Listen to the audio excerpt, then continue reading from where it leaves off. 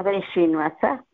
ಜಯತಿ ಹರೇರಚಿಂತ್ಯ ಸರ್ವದೇವೈಕವಂದ್ಯ ಪರಮಗುರುರಭೀಷ್ಟ ವಾಪ್ತಿದ ಸಜ್ಜನಾನಾಂ ನಿಖಿಲ ಗುಣಗಣಾರ್ನೋ ನಿತ್ಯ ನಿರ್ಮುಕ್ತ ದೋಷಃ ಸರಸಿಜನೈನೋಸೌ ಶ್ರೀಪತಿರ್ಮಾನದೋ ನಃ. ಜೈತ್ಯಜೋ ಅಖಂಡ ಗುಣೋರುಮಂಡಲಃ ಸದೋದಿತೋ ಜ್ಞಾನಮರೀಚಿಮಾಲಿ ಸ್ವಭಕ್ತಹಾರ್ದೋಚ್ಯತಮೋ ನಿಹಂತ ವ್ಯಾಸಾವತಾರೋ ಹರಿರಾತ್ಮ ಭಾಸ್ಕರಃ. ಜೈತ್ಯಜೋ ಅಕ್ಷೀಣ ಸುಖಾತ್ಮಬಿಂಬ ಸ್ವೈಶ್ವರ್ಯ ಕಾಂತಿ ಪ್ರತತ ಸದೋದಿತಃ ಸ್ವಭಕ್ತ ಸಂತಾಪ ತುರಿಷ್ಟ ಹಂತ ರಾಮಾವತಾರೋ ಹರಿರೀಶ ಚಂದ್ರಮಃ.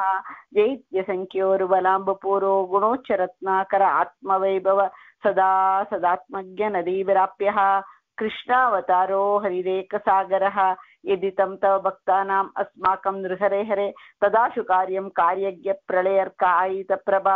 ಹರಿಕಥಾಮೃತ ಸಾರ ಗುರುಗಳ ಕರುಣದಿಂದ ಪಣಿತು ಪೇಳುವೆ ಪರಮ ಭಗವದ್ ಭಕ್ತರಿದನಾದರದಿ ಕೇಳುವುದು ಆದರದಿ ಕೇಳುವುದು.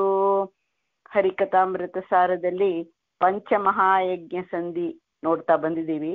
ಪಂಚಮಹಾಯಜ್ಞ ಸಂಧಿಯಲ್ಲಿ ಜೀವ ಅದೇ ಅಂದ್ರೆ ನಾವೇ ಹೇಗೆ ಈ ಮನುಷ್ಯನಾಗಿ ಹುಟ್ಟಿದ್ದೀವಿ, ಮನುಷ್ಯನಾಗಿ ಹುಟ್ಲಕ್ಕ ಮುಂಚೆ ಹೇಗೆಲ್ಲ ಪ್ರಯಾಣ ಮಾಡಿ ಈ ದೇಹದಲ್ಲಿ ಬಂದೀವಿ, ತಾಯಿಯ ಹೊಟ್ಟೆಯಲ್ಲಿ ಹೇಗೆ ಬಂದೀವಿ, ತಂದೆಯ ಹೊಟ್ಟೆಯಿಂದ ತಾಯಿ ಹೊಟ್ಟೆಯಲ್ಲಿ ಹೇಗೆ ಬಂದೀವಿ, ನಾವು ಅದಕ್ಕೆ ಮುಂಚೆ ಹೇಗಿತ್ತು, ಏನಾಯಿತು ಅಂಬೋದನ್ನ ಶಾಸ್ತ್ರಗಳ ಮೂಲಕವಾಗಿ ಗೊತ್ತಾಗುತ್ತೆ ನಮ್ಗೆ. ಇದು ಪ್ರತ್ಯಕ್ಷದಿಂದ ಸೈನ್ಸಿನಿಂದ ಗೊತ್ತಾಗುವಂಥದ್ದೇ ಅಲ್ಲ, ಅದು ಲಾಜಿಕ್ನಿಂದಲೂ ಗೊತ್ತಾಗೋಲ್ಲ, ಬರೀ ನಮ್ಗೆ ಆ ಒಂದು ವೇದಗಳ ಮೂಲಕವೇ ಗೊತ್ತಾಗತ್ತೆ. ವೇದದಲ್ಲಿ ಹೇಳಿರುವಂತ ವಿಷಯವನ್ನ ಇಲ್ಲಿ ದಾಸರು ನಮಗೆ ಕೊಟ್ಟಿದ್ದಾರೆ. ನಾವು ಇದು ತಿಳ್ಕೊಳ್ಳೋದು ಯಾಕೆ ಅಂದ್ರೆ ನಮ್ಗೆ ಕೃತಜ್ಞತೆ, ನಮ್ಗೆ ದೇವತೆಗಳು ಮಾಡುವ ಉಪಕಾರ, ದೇವತೆಗಳಲ್ಲಿ ದೇವರು ನಿಂತು ನಮ್ಮನ್ನ ಕೈ ಹಿಡಿದು ಕರ್ಕೊಂಡು ಬಂದು ಬಿಡೋದಿಲ್ಲ.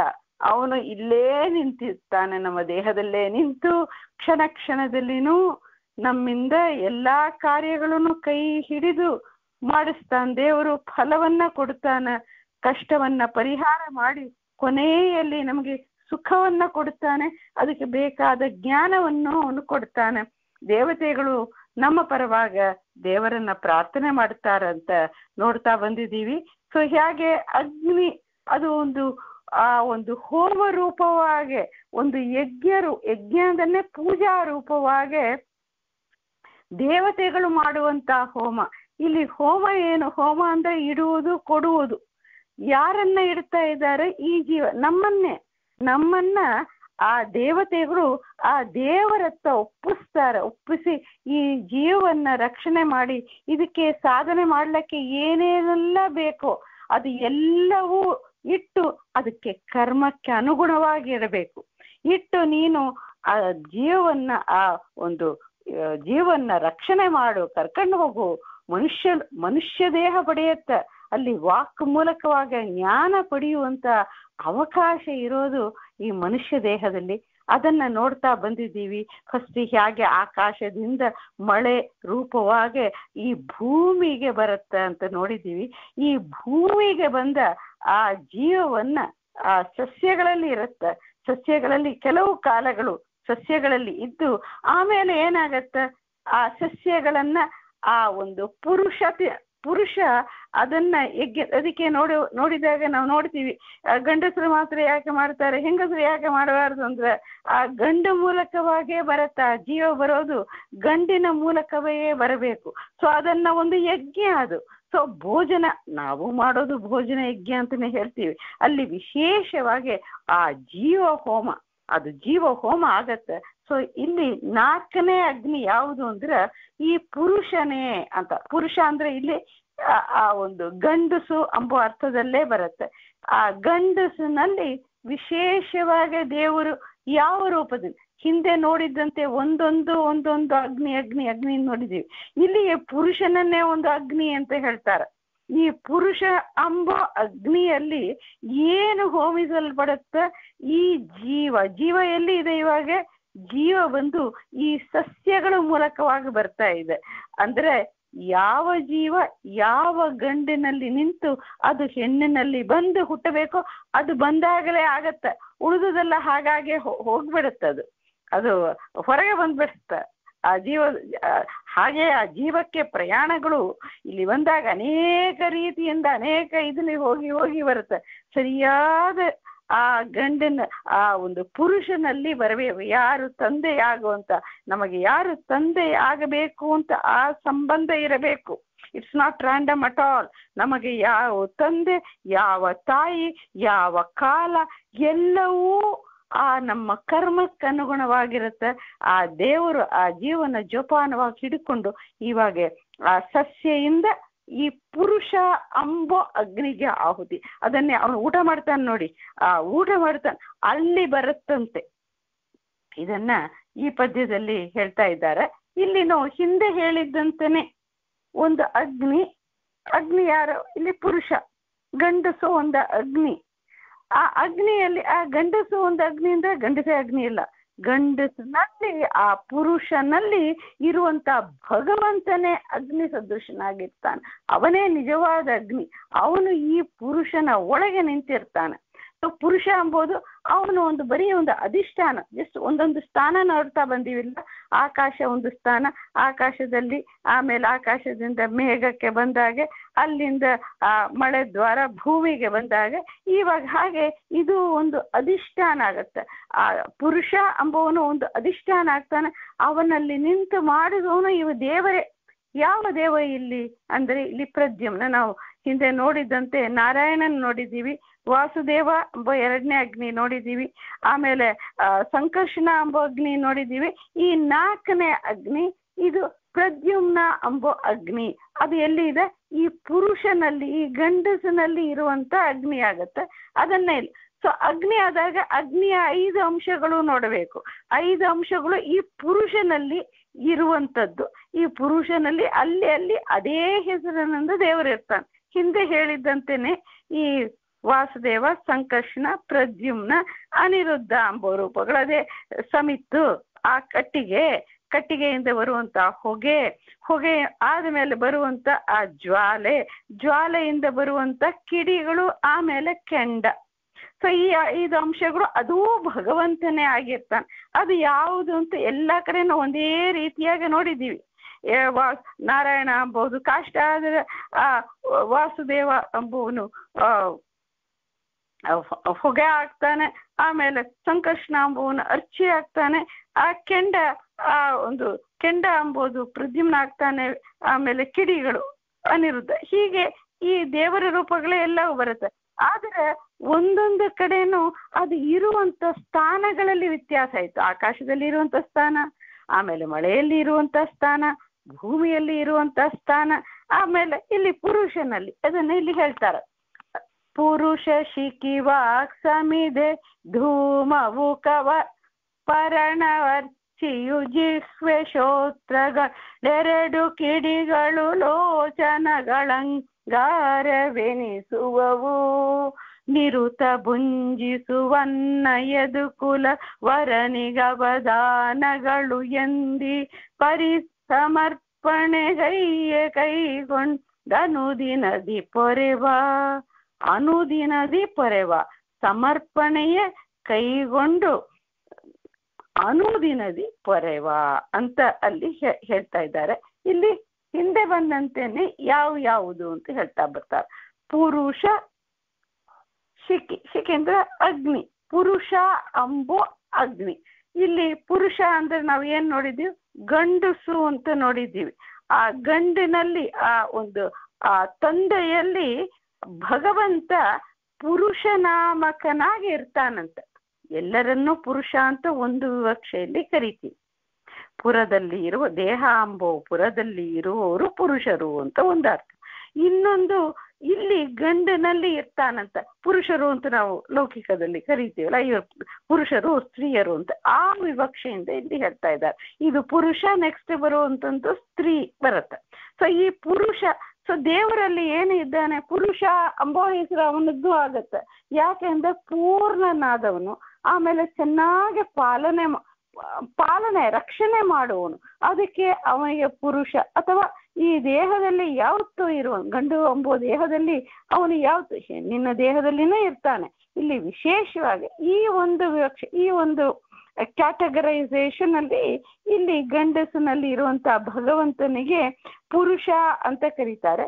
ಇದು ಯಾವುದು ಅಂದ್ರೆ ಪ್ರದ್ಯುಮ್ನ, ಅವನೇ ಶಿಖಿ. ಇಲ್ಲಿ ಇರುವಂತ 4ನೇ ಅಗ್ನಿ ಯಾವುದು ಅಂದ್ರೆ ಆ ಪ್ರದ್ಯುಮ್ನ ಅಂಬೋ ಅಗ್ನಿಯ ಆಗತ್ತ ಅಂತ ಹೇಳ್ತಾ. ಪ್ರದ್ಯುಮ್ನ ಎಂಬ ರೂಪದಲ್ಲಿ ಅವನ ಅಗ್ನಿ, ದೇವರಿಗೆ ಅಗ್ನಿ ಎಂಬ ಶಬ್ದ ನಾವು ನೋಡಿದ್ದೀವಿ ಹಿಂದೆನೆ. ಸೊ ಹೀಗೆ ಆ ಒಂದು ಪುರುಷ ಎಂಬುದು ಆ ಪ್ರದ್ಯುಮ್ನ, ಅಲ್ಲಿ ಆ ಪುರುಷನಲ್ಲಿ ಅಂದ್ರೆ ತಂದೆ ಅಂತ ತಗೊಳ್ಳೋಣ ನಾವು. ಇವಾಗ ನಮ್ಗೆ ಈಸಿಯರ್ ಆಗತ್ತೆ. ತಂದೆಯನ್ನ ನೋಡ್ತೀವಿ, ತಂದೆಯಲ್ಲಿ ಆ ತಂದೆ ಪಿತಾ ಅಂತ ಹೇಳ್ತೀವಿ. ಪಿತಾ ಅಂತ ತಂದೆ ಆ ಪಾಲನೆ ಮಾಡ್ತಾನೆ, ರಕ್ಷಣೆ ಮಾಡ್ತಾನೆ, ಮಕ್ಕಳಿಗೆ ನಾಮಕರಣ ಮಾಡಿಸ್ತಾನೆ, ಎಲ್ಲ ಹೇಳ್ಕೊಡ್ತಾನೆ, ಅವನನ್ನ ಸಾಕ್ತಾನೆ ತಂದೆ. ಸೊ ಅವನಲ್ಲಿ ತಂದೆಗೆ ಹಾಗೆ ಹಾಗೆ ಶಕ್ತಿ ಬರುತ್ತೆ ಅಂದ್ರೆ ಅವನಲ್ಲಿ ವಿಶೇಷವಾಗಿ ಭಗವಂತ ಪ್ರದ್ಯುಮ್ನ ರೂಪದಿಂದ ನಿಂತಿರ್ತಾನಂತೆ. ನಿಂತು ಆ ಪ್ರೀತಿ ಎಂಬುದು ಬರ್ಬೇಕಲ್ಲ, ತಂದೆ ಮಕ್ಕಳಿಗೆ ಪ್ರೀತಿ, ಆ ಪ್ರೀತಿಯನ್ನ ಉಂಟು ಮಾಡುವಂಥದ್ದು. ಸೊ ಅಲ್ಲಿ ಅವನು ಪ್ರೀತಿ ತೋರಿಸಬೇಕು, ಒಂದು ತಂದೆಯ ಲಕ್ಷಣವನ್ನ ತೋರಿಸ್ಬೇಕಂದ್ರೆ ಅಲ್ಲಿ ಈ ಪ್ರದ್ಯುಮ್ನ ಎಂಬವನು ಇರಲೇಬೇಕು. ಅದಕ್ಕೆ ಅವನಿಗೆ ಅಗ್ನಿ ಅಂತಲೇ ಕರೀತಾರೆ. ಅಗ್ನಿ ಅಂದ್ರೆ ಚಲನೆ ಇಲ್ಲದ ವಸ್ತುವಿಗೆ ಚಲನೆ ಕೊಡುವುದು. ಈ ತಂದೆಯಲ್ಲಿ ಈ ಚಲನವಲನೆಗಳೇ ಆಗಬೇಕಲ್ಲ. ಏನು ಚಲನೆಗಳಾಗತ್ತೆ ಈ ತಂದೆಯಲ್ಲಿ ನೋಡೋಣ. ತಂದೆಯಲ್ಲಿ ಏನ್ ಹೇಳ್ತಾರೆ, ಅಗ್ನಿಯಲ್ಲಿ ಇರುವಂತ ಅಂಶಗಳನ್ನ ನೋಡ್ತಾ ಬರ್ತೀವಲ್ಲ. ಕಾಷ್ಟ ಅಂತ, ಕಾಷ್ಟ ಅಂಬುದು ನಾರಾಯಣ ನೋಡಿದಿಲ್ಲ. ಇಲ್ಲಿ ಯಾವುದು ಕಾಷ್ಟ? ಈ ತಂದೆಯ ದೇಹದಲ್ಲಿ ಆ ಸಮಿತ್ತು, ಆ ಕಾಷ್ಟೆ ಕಟ್ಟಿಗೆ ಎಂಬುದು ಏನು? ತಂದೆ ಎಂಬುದು ಅಗ್ನಿ ಆದ್ರೆ ಅಲ್ಲಿ ಹಾಕುವ ಕಟ್ಟಿಗೆ ಯಾವುದು ಅಂದ್ರೆ ಆ ತಂದೆಯಲ್ಲಿ ಇರುವಂತ ವಾಕ್. ತಂದೆಯಲ್ಲಿ ತಂದೆ ಇದ್ದಾನೆ, ತಂದೆಗೆ ಮಾತು. ಪುರುಷ ಮನುಷ್ಯ ಜನ್ಮ ಪಡೆದಾಗ ಮಾತು ಎಂಬುದು ತಾನೆ. That's what distinguishes from human beings from other ಜೀವಜಾತಗಳು ಅಲ್ವಾ. ಸೊ ಅಲ್ಲಿ ತಂದೆಯಲ್ಲಿ ಆ ವಾಕ್ ಅಂಬೋದಿದಲ್ಲ. ಯಾಕೆ ವಾಕನ್ನ ಸಮಿತ್ತು ಅಂತ ಹೇಳ್ತಾರೆ? ಯಾಕೆ ಸಮಿತ್ತು ಅಂದ್ರೆ ಏನು? ಕಟ್ಟಿಗೆ ಒಂದು ಅಗ್ನಿ ಇದೆ ಅಂತ ಅನ್ಕೊಳ್ಳಿ. ಆ ಅಗ್ನಿ ಇನ್ನು ದೊಡ್ಡ ಚೆನ್ನಾಗಿ ಉರಿಯಬೇಕು, ಪ್ರಕಾಶವನ್ನ ಕೊಡಬೇಕು ಅಂದ್ರೆ ಅಲ್ಲಿ ಏನ್ ಹಾಕ್ತೀವಿ? ಕಟ್ಟಿಗೆ ಹಾಕ್ತೀವಲ್ಲ. ಇಲ್ಲಿ ವಾಕ್ ಎಂಬುದೇ ಕಟ್ಟಿಗೆ ಅಂತ. ನೀವು ಯೋಚನೆ ಮಾಡಿದ್ರೆ ಮನುಷ್ಯನಿಗೇನು ತಂದೆ ಮಾತು, ಇದು ಮಾಡು, ಇದು ಮಾಡಬಾರದು, ಹೀಗೆ ಮಾಡು, ಉಪದೇಶಗಳು, ತಂದೆಯ ಉಪದೇಶಗಳು ನಮಗೆಲ್ಲ ಗೊತ್ತು. ಒಂದು ಉಪನಯನ ಮಾಡ್ತಾನೆ, ಹೇಳಿಕೊಡ್ತಾನೆ, ಪಾಠ ಹೇಳಿಕೊಡ್ತಾನೆ, ಎಲ್ಲವೂ ನೋಡ್ಕೊಳ್ತಾನೆ, ಎಲ್ಲವೂ ಮಾಡುವಂತವನು ತಂದೆ ಆಗ್ತಾನೆ. ತಾಯಿಯೂ ಮಾಡ್ತಾರೆ, ಇಲ್ಲ ಅಂತಲ್ಲ.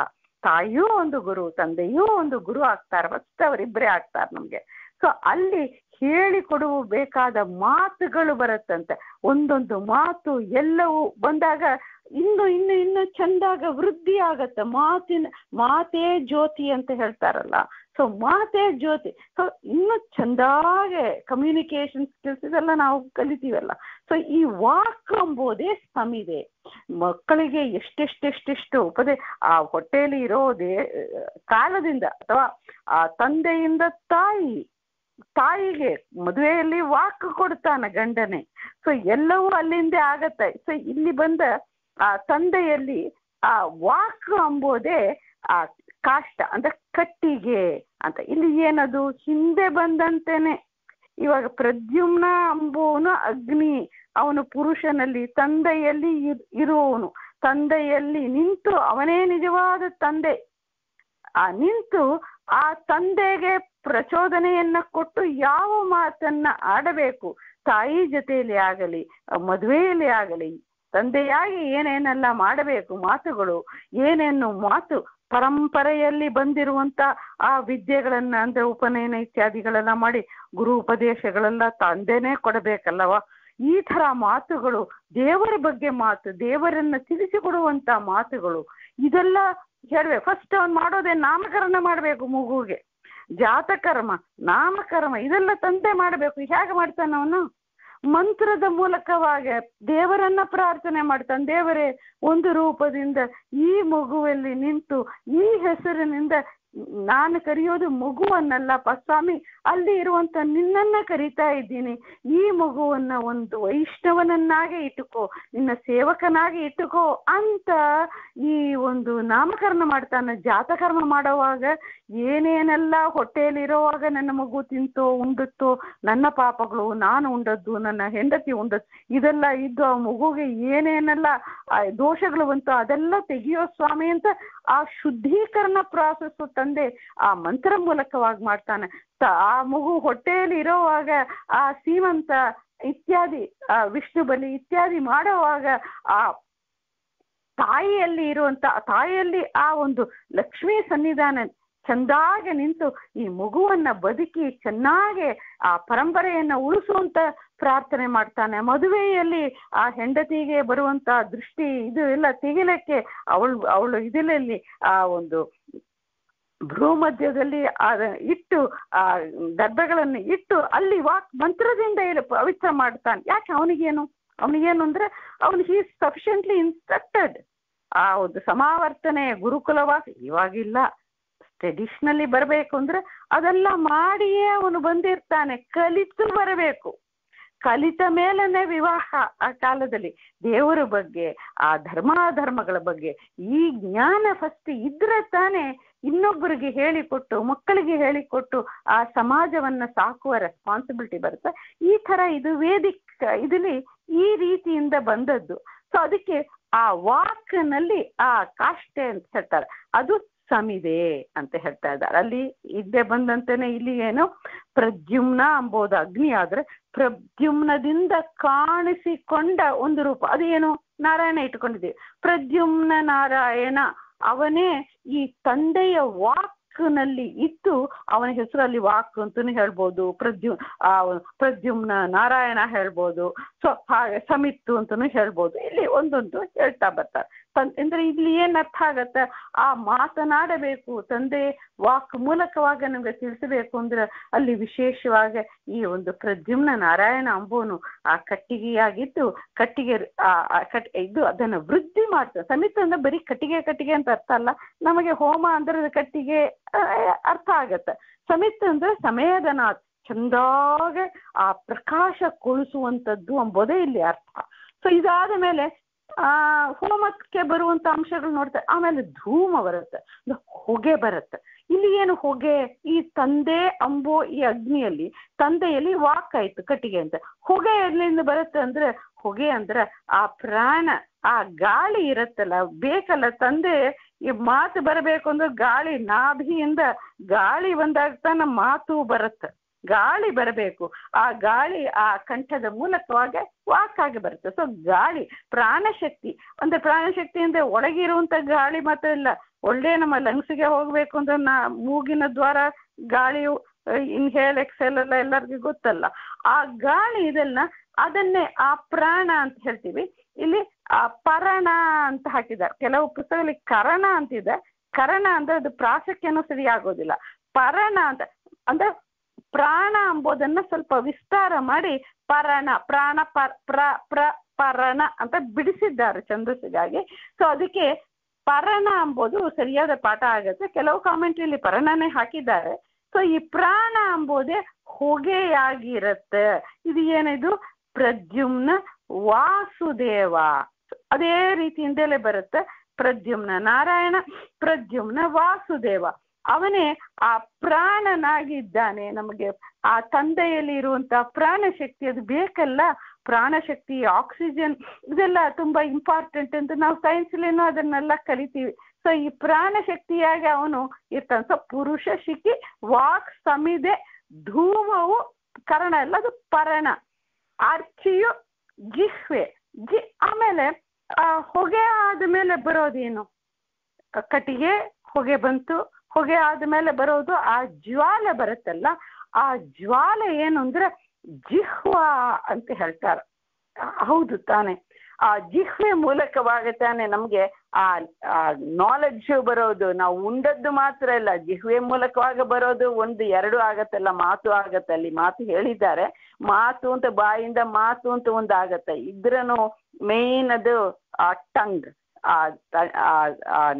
ಜಿಹ್ವೆ ಇರಬೇಕು. ಜಿಹ್ವೆ ಇದ್ರೆ ನಾವು ಊಟ ಮಾಡ್ಲಿಕ್ಕೆ ಅದು ಮುಖ್ಯವಾಗತ್ತೆ.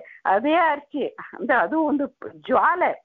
ಊಟ ಚೆನ್ನಾಗಿ ಮಾಡಿ ಅದು ಒಳಗೆ ಹೋಗಿ ಎಲ್ಲ ಆದ್ರೂ ಶಕ್ತಿ ಬಂದು ಎಲ್ಲ ಪ್ರಕಾಶ ಆಗತ್ತೆ. ಸೊ ಅದನ್ನೇ ಅರ್ಚಿ ಅಂತ. ಇನ್ನೊಂದು ಈ ಜಿಹ್ವೆ, ಈ ವಾಕ್ಗೆ ಕಾರಣ ಆದದ್ದು ಈ ಜಿಹ್ವೆ. ಸರಿಯಾಗಿ ಆ ಜಾಗೆಯನ್ನ ಗಾಳಿ ಒಳಗಿಂದ ಬರುತ್ತೆ. ಬಂದ ಗಾಳಿಯನ್ನ ಅದು ಪಿಯಾನೋ ಇದು ಮುಟ್ಟಿದಂತೆ ಯಾವುದು ಸರಿಯಾಗಿ ಕಂಠ, ತಾಳು, ಆ ಒಂದೊಂದು ಜಾಗೆಯನ್ನು ದಂತ, ಓಷ್ಟ ಇದನ್ನೆಲ್ಲ ಸರಿಯಾಗಿ ಇದನ್ನೆಲ್ಲ ಮುಟ್ಟಿದಾಗಲೇ ಕ, ಚ, ಟ, ತ, ಪ ಬರುತ್ತೆ ನಮ್ಗೆ. ಎಲ್ಲ ಆ ವರ್ಗಗಳೆಲ್ಲ ಚೆನ್ನಾಗಿ ಬರ್ಬೇಕಂದ್ರೆ ಸೊ ಅದೇ ಒಂದು ಜಿಹ್ವೆಯೋದಲ್ಲಿ ಒಂದು ರೋಲ್. ಊಟ ಮಾಡೋದು, ರುಚಿ ತೋರಿಸೋದು ಒಂದಾದ್ರೆ ಸೆಕೆಂಡ್ ಇಲ್ಲಿನೂ ಮುಖ್ಯ ರೋಲ್ ಟಂಗಿಗೆ 2 ಆಗತ್ತೆ. ಸೊ ಇದು ಮೂಲಕವಾಗಿ ಅದೇ ತಾನೇ ಜ್ವಾಲೆ ನಮಗೆ. ಅದಕ್ಕೆ ಅದು ಹೇಳ್ತಾರೆ ಇಲ್ಲಿ ಜಿಹ್ವೆ ಅಂಬೋದು ಅರ್ಚಿಯಾಗಿದೆ. ಸೊ ಇಲ್ಲಿ ಏನ್ ರೂಪ? ಜಿಹ್ವೆ ಒಂದು ಅರ್ಚಿಯಿಂದ, ಅರ್ಚಿಗೆ ಏನ್ ಹೇಳಿದ್ವಿ ಇಲ್ಲಿ? ಪ್ರದ್ಯುಮ್ನಿಂದ ಹುಟ್ಟಿರುವಂತ ಸಂಕರ್ಷಣ. ಅದು ಹಿಂದೆ ಹೇಳಿದ್ದಂತೆನೆ ಒಂದೊಂದು ಅರ್ಚಿಗೆ ಬರೋದು ಸಂಕರ್ಷಣೆ ಬರುತ್ತೆ. ಎಲ್ಲಿಂದ ಬರುತ್ತೆ? ಅಂದ್ರೆ ಒಂದು ಅಗ್ನಿ ಇದೆಲ್ಲ, ಇಲ್ಲಿ ಪ್ರದ್ಯುಮ್ನ ಎಂಬ ಅಗ್ನಿ ಇದೆ ಅನ್ಕೋತ ಇಲ್ಲಿಂದ ಕಾಣಿಸಲ್ಪಡುವಂತ ರೂಪಗಳು. First initially it will be intimidating ಆಗಿ ಏನದು ಪ್ರದ್ಯುಮ್ನ ನಾರಾಯಣ, ಪ್ರದ್ಯುಮ್ನ ವಾಸುದೇವ, ಪ್ರದ್ಯುಮ್ನ ಸಂಕರ್ಷಣ, ಪ್ರದ್ಯುಮ್ನ ಅನಿರುದ್ಧ ಅಂತಾರೆ. ಆಮೇಲೆ ಸಂಕರ್ಷಣ ನಾರಾಯಣ, ಸಂಕರ್ಷಣ ವಾಸುದೇವ. ತುಂಬಾ ಕನ್ಫ್ಯೂಷನ್ ಆಗಿರುತ್ತಲ್ಲ ಅಂತ ಸ್ವಲ್ಪ ನಮ್ಗೆ ಒಂದು ಇಂಟಿಮಿಡೇಟಿಂಗ್ ಆಗಿರುತ್ತೆ. ಅದೇ ನೀವು ಸ್ವಲ್ಪ ಯೋಚನೆ ಮಾಡಿದ್ರೆ ಎಲ್ಲಿ ಯಾವ್ದು ಅಗ್ನಿ ಅಂತ ಇಟ್ಟುಕೊಂಡ್ರೆ ಇಲ್ಲಿ ಅಗ್ನಿ ಏನಾಯ್ತು ನಿಮ್ಗೆ? ಪ್ರದ್ಯುಮ್ನ ಎಂಬುದೇ ತಂದೆಯಲ್ಲಿ ತಂದೆಯಲ್ಲಿ ಇರುವಂಥದ್ದು. ತಂದೆಯಲ್ಲಿ ಅಗ್ನಿ. ಯಾಕೆ ಅಗ್ನಿ? ಚಲನೆ ಇಲ್ಲದ ವಸ್ತುವನ್ನು ಚಲನೆ ಕೊಡ್ತಾ ಇದ್ದಾನೆ. ತಂದೆಗೆ ಚಲನವಲನಗಳು ಬೇಕಲ್ಲ, ಪ್ರಾಣ ಬೇಕಲ್ಲ ಫಸ್ಟ್. ಸೊ ಎಲ್ಲವನ್ನೂ ಕೊಡ್ತಾ ಇದ್ದಾನೆ. ಯಾರು ಕೊಡ್ತಾ ಇದ್ದಾನೆ ಅವನಿಗೆ ಅಂತ? ಅವನು ಪ್ರದ್ಯುಮ್ನ ಎಂಬ ಅಗ್ನಿ ಅಂತ ಹೇಳ್ತೀವಿ. ಸೊ ಈ ಪ್ರದ್ಯುಮ್ನ ದೇಹ ಪೂರ ಪ್ರದ್ಯುಮ್ನ ಎಂಬ ಅಗ್ನಿ ಇದ್ರೆ ಆ ವಾಕ್ಗೆ ಎಲ್ಲಿ ಬರುತ್ತೆ? ವಾಕ್ ಎಂಬುದು ಒಂದು ಕಟ್ಟಿಗೆ ಅಂತ ಆದ್ರೆ ಏನ್ ಬರುತ್ತೆ? ಈ ಪ್ರದ್ಯುಮ್ನ ಎಂಬ ಅಗ್ನಿಯಿಂದ ಬಂದ ಕಟ್ಟಿಗೆ ಆಲ್ರೆಡಿ ಹೇಳಿದ್ದೀವಿ ನಾರಾಯಣ ಅಂತ. ಸೊ ಪ್ರದ್ಯುಮ್ನ ನಾರಾಯಣ. ಸೊ ನೀವು ಯೋಚನೆ ಸ್ವಲ್ಪ ಅದಿಟ್ಟು ಸ್ವಲ್ಪ ಮಾಡಿದ್ರೆ ಸುಲಭವೇ ಅನ್ಸುತ್ತೆ ನಮ್ಗೆ. ಯಾವ ಅಗ್ನಿಯಿಂದ ಬಂದದ್ದು, ಎಲ್ಲಿಂದ ಬಂದದ್ದು? ಪ್ರದ್ಯುಮ್ನ ನಾರಾಯಣ ಅಂದ್ರೆ ಅಲ್ಲಿ ಏನರ್ಥ? ನಾರಾಯಣ ರೂಪ. ಅದು ಗೊತ್ತಲ್ಲ ನಮ್ಗೆ. ಕಾಷ್ಟಕ್ಕೆ ಫಸ್ಟ್ ಅದು ಸ್ವಲ್ಪ ನೋಡ್ಕೋಬೇಕು. ಫಸ್ಟ್ ಕಾಷ್ಟದಿಂದ ಧೂಮದಿಂದ ನಾವು ಹೋಮ ಮಾಡುವಾಗ ನೋಡ್ತೀವಲ್ಲ, ಕಾಷ್ಟ ಹಾಕಿರ್ತಾರೆ, ಒಂದು ಅಗ್ನಿಕುಂಡ ಇರುತ್ತೆ, ಕಾಷ್ಟ ಹಾಕಿರ್ತಾರೆ, ಕಾಷ್ಟದಿಂದ ಧೂಮ ಬರುತ್ತೆ, ಹೊಗೆ ಬಂದ ಮೇಲೆ ಏನ್ ಬರುತ್ತೆ? ಹೊಗೆ ಬಂದ ಮೇಲೆ ಆ ಜ್ವಾಲೆ ಬರುತ್ತೆ. ಜ್ವಾಲೆ ಬಂದ ಮೇಲೆ ಏನಾಗುತ್ತೆ? ಕಿಡಿಗಳು ಕೆಲವೊಮ್ಮೆ ಬರುತ್ತೆ, ಕೆಂಡವೂ ಇರುತ್ತೆ. ಕೆಲವು ಕಡೆ ಕೆಂಡ ಅಂತಾರೆ, ಕೆಲವು ಕಡೆ ಕಿಡಿ ಅಂತಾರೆ. ಕಿಡಿ ಕೆಂಡ 2 ಆಗುತ್ತೆ. ಇದು 5 ಆಸ್ಪೆಕ್ಟ್ ಇರೋದು ನಾವು ಪ್ರತಿನಿತ್ಯ ಹೋಮ ಎನಿವೇ ನಮ್ಮ ಅಡಿಗೆ ಆ ಕಾಲದಲ್ಲಿ ಅಡಿಗೆ ಮನೆಯಲ್ಲೇನೆ ಇದು ನೋಡ್ತಾ ಇದ್ರು. ಇವಾಗ ಹೋಮಕ್ಕೆ ಹೋದಾಗ ಇದೆಲ್ಲ ನೋಡ್ತೀವಿ. ಇದು 5 ರೂಪಗಳನ್ನು ಮಾಡ್ಕೊಂಡ್ಬಿಟ್ಟಿದ್ದಾರೆ. ಅದೇ ಆರ್ಡರ್ಲಿ ನಾರಾಯಣ, ವಾಸುದೇವ, ಸಂಕರ್ಷಣ, ಪ್ರದ್ಯುಮ್ನ, ಅನಿರುದ್ಧ 5 ಇಟ್ಟುಕೊಂಡು ಬಿಟ್ಟಿದ್ದಾರೆ. ನೆಕ್ಸ್ಟ್ ಈ ಅಗ್ನಿ ಕುಂಡಗಳು ಎಲ್ಲಿ ಇದೆ ಅಂತ ಅದನ್ನು ನಾರಾಯಣ, ವಾಸುದೇವ, ಸಂಕರ್ಷಣ, ಪ್ರದ್ಯುಮ್ನ ಅಂತ ಇಟ್ಕೊಂಡಿದ್ದಾರೆ. ಈ ಪ್ರದ್ಯುಮ್ನ ಎಂಬ ಅಗ್ನಿಯಿಂದ ಬಂದದ್ದು ಅಂದ್ರೆ ಪ್ರದ್ಯುಮ್ನ ನಾರಾಯಣ, ಪ್ರದ್ಯುಮ್ನ ವಾಸುದೇವ. ಈ ಜಾಗದಲ್ಲಿ ಆಗೋದು ಪ್ರದ್ಯುಮ್ನ ಅಗ್ನಿಗೆ ಸಂಬಂಧಪಟ್ಟದ್ದು. ಸೊ ಎಲ್ಲವೂ ಪ್ರದ್ಯುಮ್ನದಿಂದಲೇ ಹುಟ್ಟಿದ್ದು ಅಂತ ತಿಳಿಸ್ಲಿಕ್ಕೆ ಪ್ರದ್ಯುಮ್ನ ನಾರಾಯಣ, ಪ್ರದ್ಯುಮ್ನ ವಾಸುದೇವ, ಪ್ರದ್ಯುಮ್ನ ಸಂಕರ್ಷಣ, ಪ್ರದ್ಯುಮ್ನ ಅನಿರುದ್ಧ ಹೀಗೆ ಹಾಕೊಳ್ತಾರೆ. ಸೊ ಇವಾಗ ಜಿಹ್ವೆ ಆಯ್ತು. ಆಮೇಲೆ ಅಲ್ಲಿ ನೆಕ್ಸ್ಟ್ ಬರೋದು ಕೆಂಡ. ಏನಾಗತ್ತೆ ಅಂದ್ರೆ ಇಲ್ಲಿ ಚಕ್ಷು.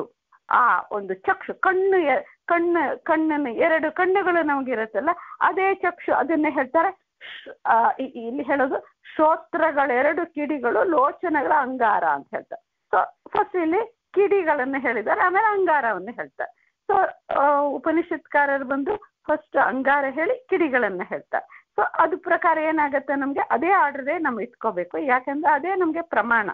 ಸೊ ಅಂಗಾರ, ಆ ಕೆಂಡ ಯಾವುದು ಅಂದ್ರೆ ಗೊತ್ತಾಗತ್ತಲ್ಲ. ಕೆಂಡ ಯಾವುದು ಅಂದ್ರೆ ಕಣ್ಣೇ ಜ್ಯೋತಿ ತಾನೆ. ದೇಹದಲ್ಲಿ ಎಲ್ಲ ಕಾಣಿಸೋದು ಈ ಕಣ್ಣೇ ಆಗತ್ತೆ ನೋಡಿ. ಆ ಕಣ್ಣಿಗೆ ಆ ಕೆಂಡ ಅಂಗಾರ ಈಸಿಯಾಗಿ ಅರ್ಥ ಆಗತ್ತೆ. ಲೈಟ್ ಇರುವಂಥದ್ದು ಚಂದಾಗೆ ಪ್ರಕಾಶ ಇರೋದು ಕಣ್ಣಲ್ಲಿ. ಅದೇ ತಂದೆಯಿಗೆ ಕಣ್ಣಿನಿಂದ ಎಲ್ಲವನ್ನು ಬೇಸಿಕಲಿ ಇದೆಲ್ಲ ಜ್ಞಾನಕ್ಕೆ ಸಂಬಂಧಪಟ್ಟ ಇಂದ್ರಿಯಗಳೇ ಆಯ್ತು ನೋಡಿ. ಕಣ್ಣು ಮೂಲಕವಾಗಿ ಎಲ್ಲವೂ ತಂದೆಯನ್ನು ನೋಡಕ್ಕೆ ಹೇಗಾಗತ್ತೆ? ತಂದೆಯಲ್ಲಿ ಮಗನನ್ನು ನೋಡ್ತಾನೆ, ಹುಟ್ಟಿದ ಮಗನನ್ನು ನೋಡಿ ಅದಕ್ಕೆ ಮುದ್ದಾಡಿಸ್ತಾನ ಅವನು. ಫಸ್ಟು ಆ ಒಂದು ತಲೆಯನ್ನ ಮೂಸಬೇಕಂತ, ಅದೆಲ್ಲ ಹೇಗೋತ್ತೆ? ಕಣ್ಣಿನಿಂದಲೇ ಆಗತ್ತೆ ಎಲ್ಲವು. ಸೊ ಆ ಕಣ್ಣು ಚಕ್ಷುಷಿ ಅಂತ, ಅದು ಕಣ್ಣನ್ನ ಕೆಂಡ ಅಂತ ಹೇಳ್ತಾರೆ. ಅದು ಯಾವುದು? ಹಿಂದೆ ಹೇಳಿದಂತೆನೆ ಪ್ರದ್ಯುಮ್ನ ಅಂಬೋದು ಅಗ್ನಿ ಆಗತ್ತೆ. ಮತ್ತು ಅಂಗಾರ ಅಂತ ಬರುವಾಗ, ಆ ಕೆಂಡ ಅಂತ ಬರುವಾಗ ಅದು ಪ್ರದ್ಯುಮ್ನ ಆಗತ್ತೆ. ಸೊ ಪ್ರದ್ಯುಮ್ನ ಅಂತ ಅಲ್ಲಿ ಹೇಳ್ತಾರೆ.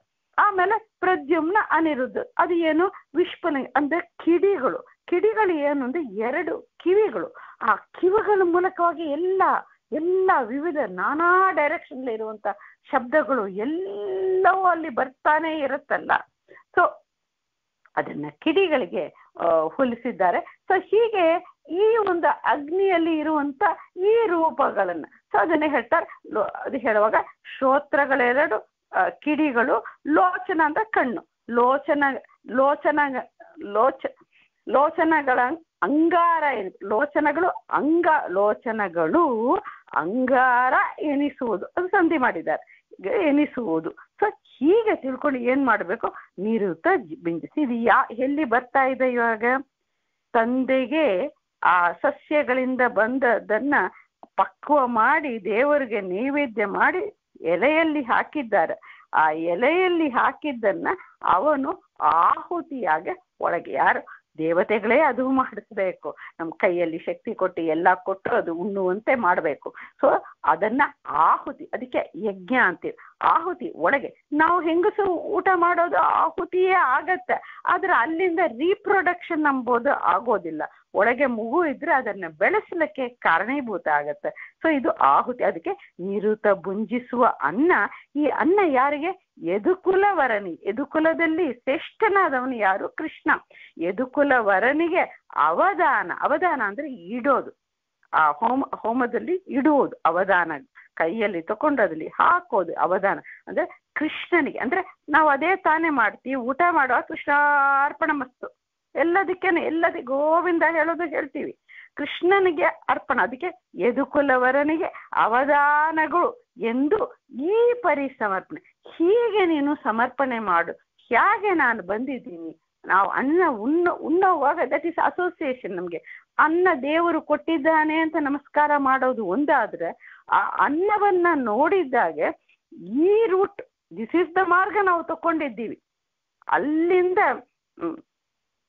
ಹೀಗೆ ಬಂದು what ever is our staple food, ಅದರ ಜೊತೆಯಲ್ಲಿ ಅನ್ನದಲ್ಲಿ ಸೇರಿಕೊಂಡು ಆ ಜೀವನ ಜೋಪಾನವಾಗ ಆ ಸಂಕರ್ಷಣ ಭಗವಂತ, ಅಲ್ಲಿಂದ ಸಂಕರ್ಷಣ ಭಗವಂತ ಇಲ್ಲಿ ಕರ್ಕೊಂಡು ಬರ್ತಾನೆ. ಈ ಪ್ರತಿಮೆ ತಂದೆಯಲ್ಲಿ ಬಂದು ಇಡ್ತಾನಂತ. ಅದಕ್ಕೆ ಇದನ್ನ ಇಡುವನು, ಅದು ದೇವರಿಗೆ ಸಮರ್ಪಣೆ. ಒಳಗೆ ಹೋಗಿ ಯಾಕೆ ದೇವರಿಗೆ ಸಮರ್ಪಣೆ ಮಾಡ್ತೀವಿ ಅಂದ್ರೆ, ಇಷ್ಟು ರೂಪದಿಂದ ಇಲ್ಲಿ ನಿಂತಿದ್ದಾನೆ, ಅಗ್ನಿಯಲ್ಲಿ ಇಡ್ತಾ ಇದ್ದೀವಿ. ಈ ತಂದೆ ಎಂಬ ಅಗ್ನಿ, ಆ ತಂದೆಯಲ್ಲಿ ಇರುವಂತ ಅಗ್ನಿಯ 5 ಅಂಶಗಳು ಇವರಿಗೆ ಹಾಕುವಂಥದ್ದು. ಸೊ ಇವರಿಗೆ ಇಡ್ತಾ ಇದ್ದೀವಿ. ಹೀಗೆ ನಾವು ಬಂದಿದ್ದು, ಹೆಂಗಸರಿಗೇನೆ ಇದೆ, ಹೀಗೆ ನಾವು ತಂದೆ ಮೂಲಕವಾಗಿ ತಾಯಿಗೆ ಬಂದಿದ್ದೀವಿ ಅಂಬೋ ಒಂದು ಚಿಂತನೆಯಿಂದ ಮಾಡಿದ್ರೆ ಅದು ಏನ್ ಮಾಡ್ತಾರೆ? ಸಮರ್ಪಣೆಯನ್ನ ಮಾಡು. ಇದೇ ಸಮರ್ಪಣೆ, ಈ ಚಿಂತನೆಯೇ ಸಮರ್ಪಣೆ ಗೈಕೊಂಡು ಅನುದಿನದಿ ಪರವ. ಇದು ನಿತ್ಯವೂ ಇದನ್ನ ತಿಳಿದಾಗ ಅವನು ನಮ್ಮನ್ನ ರಕ್ಷಣೆ ಮಾಡುತ್ತಾನೆ ಅಂತ ಹೇಳ್ತಾರಂಬಲ್ಲಿ. ಕೃಷ್ಣ ಅರ್ಪಣಮಸ್ತು. ಹರೇ ಶ್ರೀನಿವಾಸ.